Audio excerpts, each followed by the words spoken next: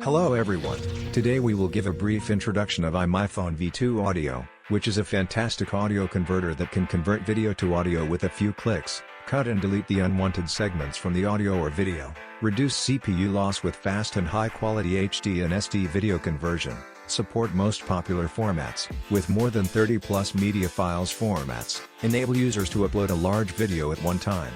Convert videos from your favorite websites and support videos from more than 1,000 platforms. And now, we will show you how to convert video to audio with iMyphone V2Audio. Step 1.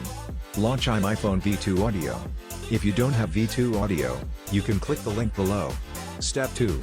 Click Add Files and choose the files you want to convert. All the video files will be listed on the interface. Step 3. Convert video to MP3. You can choose the export format as OGG, WAV, or MP3. Choose the file output folder and click the bulk convert button to start converting video to audio files. Thanks for watching our tutorial videos. Don't forget to like the video and subscribe to our channel. Click the link in the description and try iMyphone V2Audio for free. See you in the next video.